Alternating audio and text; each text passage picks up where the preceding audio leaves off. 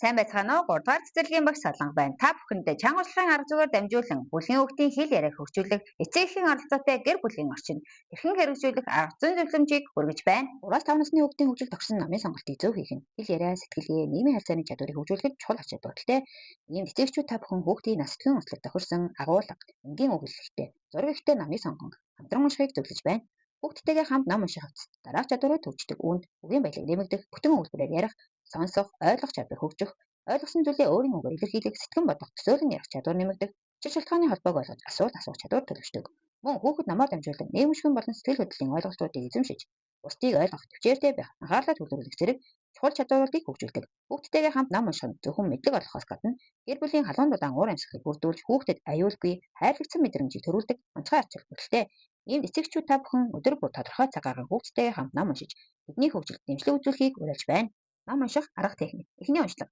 Номоо танилцуулах, шинэ үгсийг тайлбарлан ярилцах, зураг дээр заах, биеийн хилэмж үйл хөдлөлтөд ашиглах, яагаад гэсэн нээлттэй асуулт асуух. 2 дахь уншлага. 1-2 хоногийн дараа давтан уншина. Уншиж байхдаа ойр ойрхон асуулт асуух, дараагийн хуудасд юу болохыг асуух. Номын агуулга, үйл явдлын талаарх ойлголтыг нэмэгдүүлэх зорилготой. Уншиж дуусаад нээлттэй асуултын дагуу харилцан ярилцсан. 3 дахь уншлага.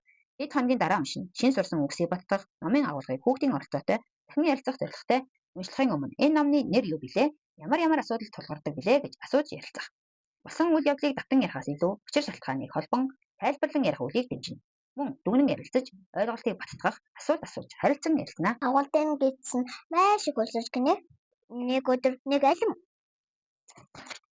Харин хоёр дахь өдөр хоёр лир. Харин гурав дахь өдөр 3 шавга. Үлгэрээр дамжуулан хүүхдийн бүтээл байдлыг дэмжиж, байрах, наах, зурах, зохион бүтээх зэрэг олон төрлийн үйл ажиллагааг зохион байгуулснаар хүүхэд өөрийгөө илэрхийлэх чадварууд нь хөгжсөн. Мөн орчныг баяжуулж төрөл бүрийн материал ашиглан бүтээл хийх боломж бүрдүүлснээр хүүхдийн танин мэдхүй болон бүтээлчүүл нь нэмэгдсэн. Аваа басаа нэг ээ. Гидсэн үлсэн агуултай. Сарны гэрэлт навчин дээр нэгэн жижигхэн өндөг харагдлаа.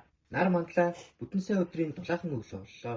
Өнөө хөндөгнөөс пүг гээд нэгэн жижигхэн агуултай гарч ирлээ. Агуултай гидсэн маш их өлсөн байлаа.